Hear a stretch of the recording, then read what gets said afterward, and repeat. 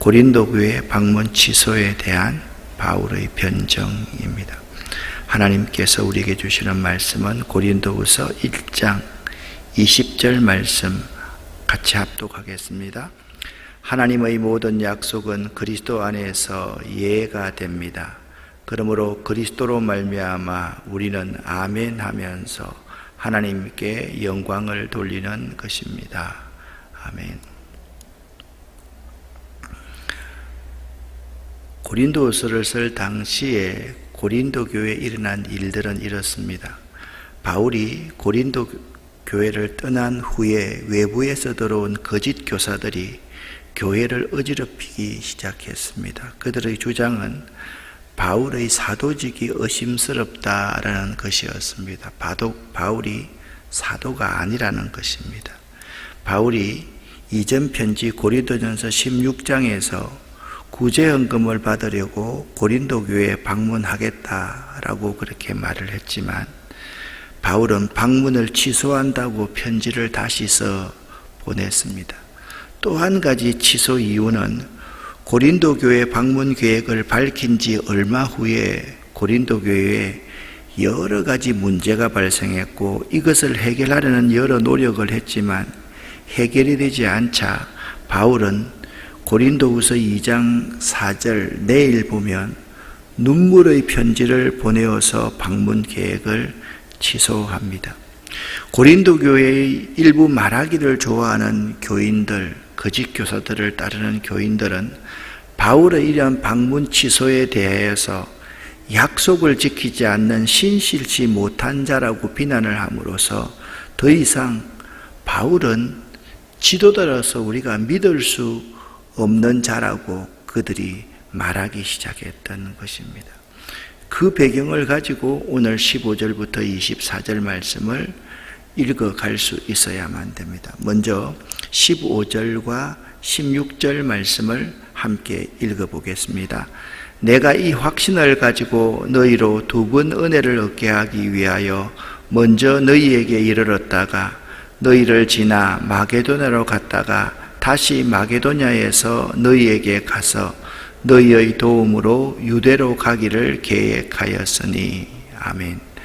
바울은요 2차 전도 여행 중에 고린도를 방문하여서 교회를 세웠고요 1년 6개월 동안 고린도에 머물렀습니다.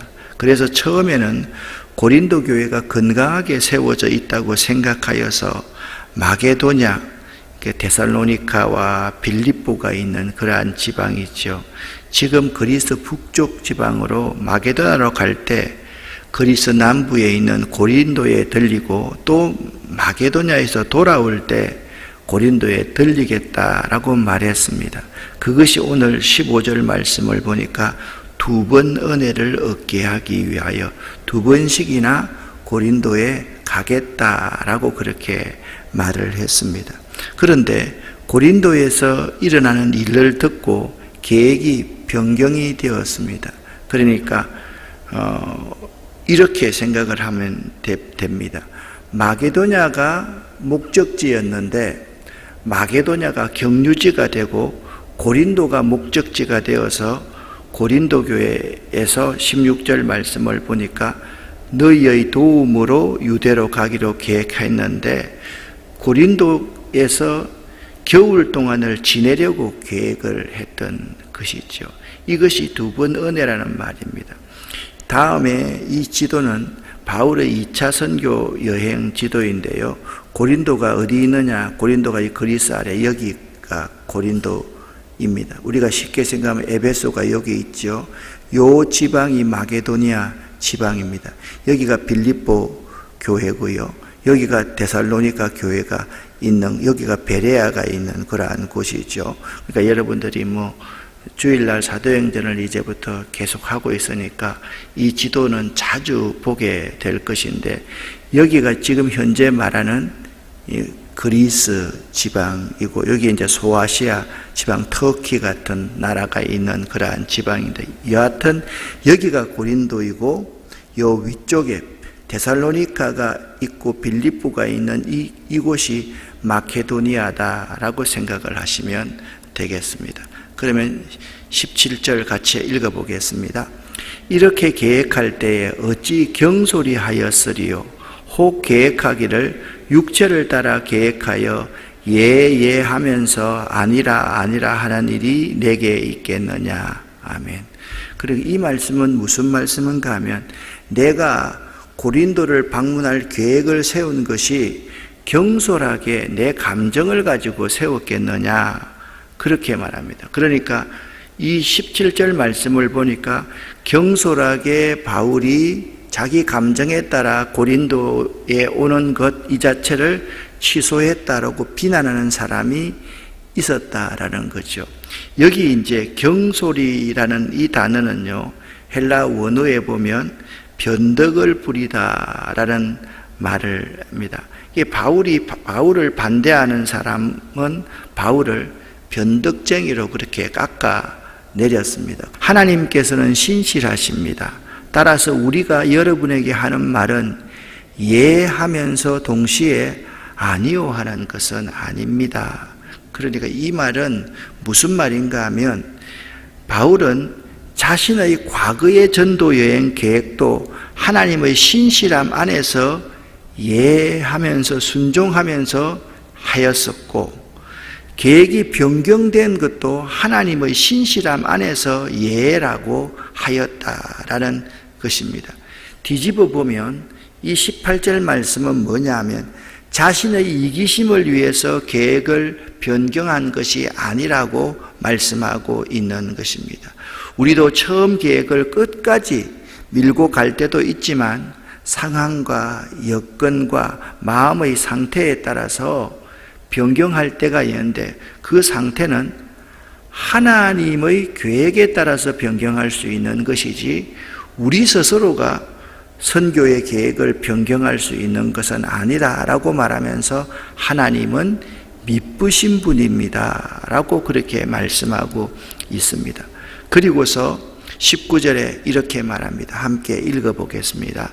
우리 곧 나와 실로아노와 디모데로 말미암아 너희 가운데 전파된 하나님의 아들 예수 그리스도는 예하고 아니라함이 되지 아니하셨으니 그에게는 예만 되었느니라. 아멘. 여기 실루아노라는 것은 바울과 신라할 때 신라의 로마식 이름이 실루아노입니다. 바울 일행은요, 자신들이 전하는 예수 그리스도는 하나님 앞에서 언제나 순종하는 예만 하시는 분이셨고 아니요라고 한 번도 해본 적이 없는 분이라는 거지요.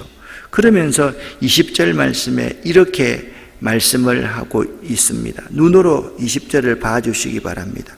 하나님의 말씀은 그리스도 안에서 예가 되었다라고 하는 것은 하나님의 말씀이 그리스도를 통하여서 모두 성취되었음을 의미합니다. 그래서 바울 자신도 그 주님을 본받아서 항상 하나님 앞에 우리 주님께서 순종하면서 예하면서 복음 전파를 하셨던 것처럼 저도 그런즉, 자 20절 하반절입니다. 그런즉 그로 말미암아 예수로 말미암아 우리도 아멘 하여 하나님께 영광을 돌리게 되었느니라, 그렇게 말합니다. 즉 바울은 자신의 모든 삶과 계획이 주님의 뜻에서 벗어나지 않도록 하는데 몸부림을 쳤다. 그래서 이렇게 말합니다. 나도 예수님 본받아서 순종하는 삶을 살기 위해서 발버둥을 쳤습니다. 그런데 왜 나에 대해서 내가 신실하지 못하다, 변덕쟁이다, 내 감정에 의해서 자기 선교의 계획을 변경한다, 이렇게 말하는지 저는 모르겠다라고 바울은 말하고 있는 것이죠. 21절과 22절 말씀을 함께 읽겠습니다. 우리를 너희와 함께 그리스도 안에서 굳건하게 하시고 우리에게 기름을 부으신 이는 하나님이시니 그가 또한 우리에게 인치시고 보증으로 우리 마음에 성령을 주셨느니라. 아멘. 하나님께서는요, 우리에게 기름을 부어주시는 분이실 뿐만 아니라 우리를 굳건하게 하시는 분이십니다. 즉 하나님은 과거에 성령님을 통해서 우리에게 인을 치셔서 우리를 당신의 자녀로 삼아주시고 우리를 그리스도 안에서 날마다 인도해 주셨던 분이십니다. 그래서 바울은 자신의 방문 계획이 변경된 것은 성령님의 조명하심 아래에서 이루어진 것임을 고백하고 있는 것입니다.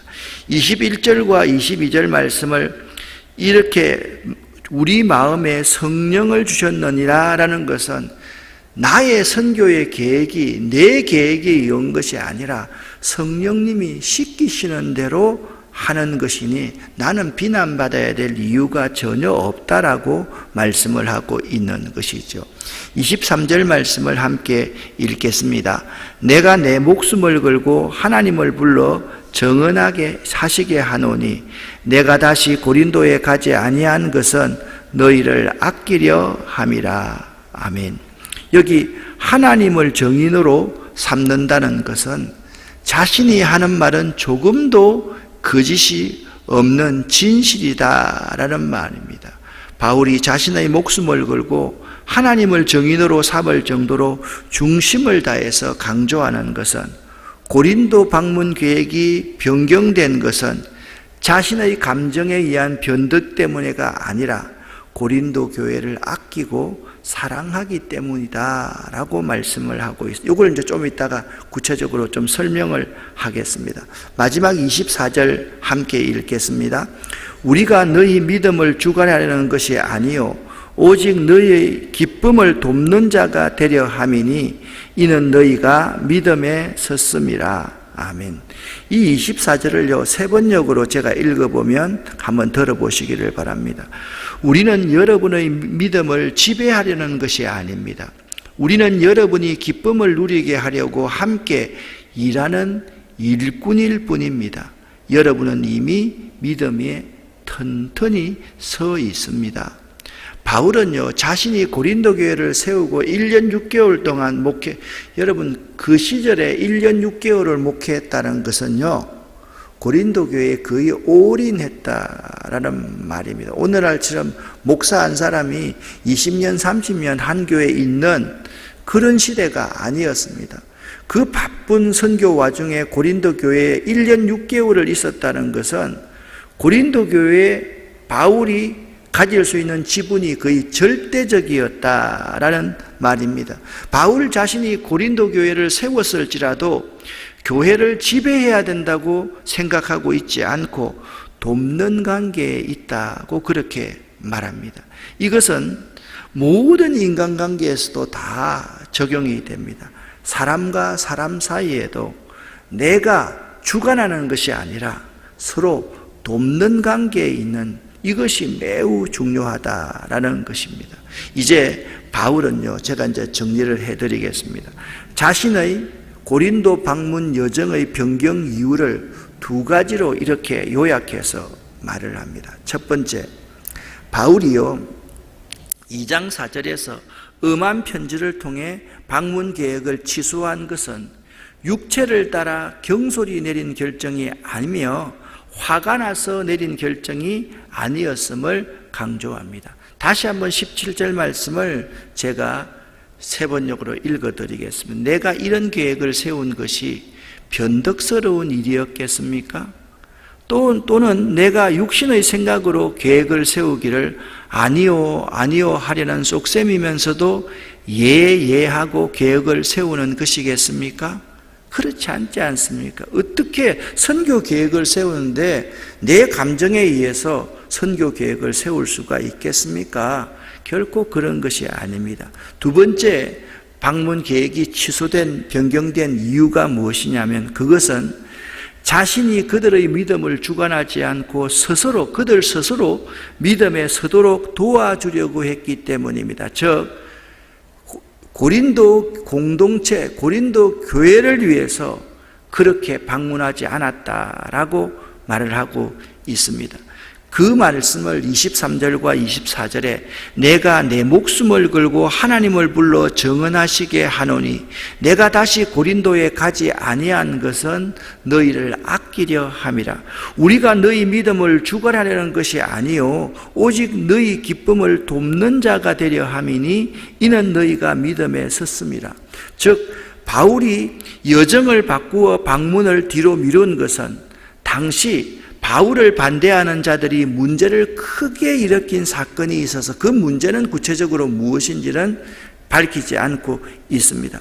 서로 간의 감정이 극도로 악화되어 있었기 때문에 바울은 그런 시기를 피하기 위하여서 내가 지금 가지 않고 다음에 가겠다라고 미루었던 것이라고 말합니다. 다시 말하면 감정이 악화된 시기에 고린도 교회를 방문함으로써 바울이 문제를 일으킨 자들을 책벌하고 문책하게 되는 일이 발생하지 않도록 하기 위해 바울은 일부러 그 시기를 피하여서 고린도 방문 일정을 머문 것입니다. 그러니까 교회가 더욱더 혼란에 빠지지 않기 위해서 바울은 고린도 교회 방문을 미뤘다라는 것입니다. 하나님의 말씀에 성령께서 그렇게 자기를 다음에 가도록 하신 것이죠. 하나님의 말씀에 따라 자신이 먼저 하나님 앞에 예하고 순종하면서 성도들을 아끼는 마음으로 그들을 훈계하고 가르치며 바로잡는 바울의 사역은 오늘날 우리 모든 사역자들, 목회자들이 반드시 본받아야 할 모본입니다. 감정에 의해서 결정하는 것이 아니에요. 법에 따라서 결정하는 것이 아니에요. 중요한 것은 성령님께서 가도록 시키느냐, 내가 가려고 하느냐, 그 두 가지가 매우 중요한 것이라는 사실입니다. 그러면서 바울은요, 거짓 교사들이 자기가 사도가 아니다라는 이러한 주장에 대해서 21절과 22절에 자신이 어떻게 사도가 되었다고 이렇게 말을 합니다. 우리를 너희와 함께 그리스도 안에서 굳건하게 하시고 우리에게 기름을 부으신 이는 하나님이시니 내게 기름 부어 나를 사도를 삼은 사람은 하나님이시다. 그가 또한 우리에게 인치시고 보정으로 우리 마음에 성령을 주셨다라고 그렇게 말씀하고 있습니다. 그리스도 안에서 견고케 하신 하나님께서 자신에게 기름을 부으셨다고 말을 합니다. 여기서 기름을 부었다는 말은 자신을 하나님께서 사명자로 세웠다라는 의미입니다. 사도 바울은 자신의 사도권이 스스로 육체를 따라 난 것이 아니라 하나님의 뜻 안에서 부르심을 받은 사도로서 사명자임을 강력하게 주장하고 있는 것입니다. 그러면 사역자로서 이 고린도 교회 성도들에 대한 바울의 태도를 여러분 우리가 본받기를 원합니다. 오늘 23절과 24절이 여러분과 저에게 본받을 수 있고 기도할 수 있는 제목일 것입니다. 다시 한번 23절과 24절을 읽어보겠습니다. 내 목숨을 걸고서 나는 하나님을 증인으로 모시렵니다. 내가 아직 고린도에 가지 않은 것은 여러분을 아끼기 때문입니다. 우리는 여러분의 믿음을 지배하려는 것이 아닙니다. 우리는 여러분이 기쁨을 누리게 하려고 함께 일하는 일꾼일 따름입니다. 여러분은 이미 믿음에 튼튼히 서 있습니다. 아멘. 바울은 자기가 세운 고린도 교회에서도 인정받지 못하고 변덕스러운 말을 들었습니다. 이 말씀을 가만히 제가 적용해 봤습니다. 만약 지금 아름다운 교회에서 이런 사람이 있다라고 한다면 내가 교회를 위해서, 교인들을 위해서 다른 데 가 있다가 나 같으면 당장 돌아왔을 것 같아요. 근데 바울은 성령께서 지금은 때가 아니라고 했기 때문에 성령의 말하심에, 성령의 인도하심에 예라고 순종하는 삶을 살았던 것입니다. 그럼에도 바울은 고린도 교회를 아끼고 도우려고 했던 것은 그의 삶이 늘 영과 진리로 하나님을 향해 있었고 그의 삶이 전적으로 주님께 내어드린 공간이 있었기 때문입니다. 그 바울의 삶이 주님을 향해서 항상 예라고 응답함으로 그를 통해 초대교회가 건강하게 세워졌을 뿐만 아니라 우리에게도 좋은 교훈이 되는 것입니다. 사랑하는 성도 여러분, 여러분과 제가 오늘 바울을 통해서 배울 수 있는 것이 무엇입니까? 여러분과 저도요, 인생을 살아가다 보면 나는 억울한데 나에게 비난하는 여기 고린도 교회 거짓 교사 같은 사람이 있을 것입니다. 그러면 여러분과 제가 감정이 일어나지 않겠습니까? 그 감정에 따라서 그 문제를 처리하려고 하면 그 문제가 더욱더 확대되어서 교회와 그리고 내가 속해 있는 공동체와 나와 다른 사람의 관계가 깨어진다라는 사실을 알아야 됩니다. 그럴 때일수록 성령님께 물어봐야만 합니다. 성령님 어떻게 할까요? 성령님께서 가지 말아라 그러면 그게 아니 나는 가야 됩니다 라고 말하지 말라는 거예요. 성령님께서 가지 말라 그러면 예 순종하겠습니다. 한번 따라합시다. 예 순종하겠습니다.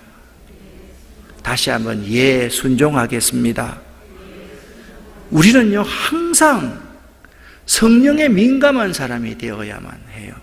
자꾸 주변에서 비교하고 나를 비판하고 나를 정죄하는 것 같고 내 위치가 허물어지는 것 같으면 우리는 견디지 못하는 그러한 심성을 다 가지고 있다는 거죠. 그럴 때 우리는 오늘 바울의 태도를 배워야 돼요. 예함으로써 하나님께 영광 돌리는 삶, 순종함으로써 하나님께 영광 돌리는 삶. 사랑하는 여러분, 우리가 하나님의 영광을 위해서 살아간다라고 할 때 딱 한 가지 중요한 것이 있습니다. 내 감정과 내 생각을 내려놓으면 그때 하나님이 영광 받으시는 일이 될 수 있다는 것을 알아야 돼요. 내 생각과 내 말과 내 감정을 앞세우면 반드시 하나님의 영광을 가리는 결과를 가져온다. 이 사실을 꼭 오늘 명심할 수 있기를 예수 이름으로 간절히 축원합니다. 아멘. 기도하겠습니다. 살아계신 하나님 아버지여, 하나님의 은혜를 감사합니다. 예수 그리스도께서 하나님 앞에 예 순종하겠습니다 하셨던 것처럼 사도 바울도 예수 그리스도를 본받아 예 순종하겠습니다 라는 삶을 살았습니다. 우리도 사도 바울을 본받아서 예 순종하겠습니다. 그래서 하나님께 영광 돌리는 삶을 살 수 있도록 도와주시옵소서. 예수 그리스도 이름으로 축복하옵고 간절히 기도 올립니다. 아멘.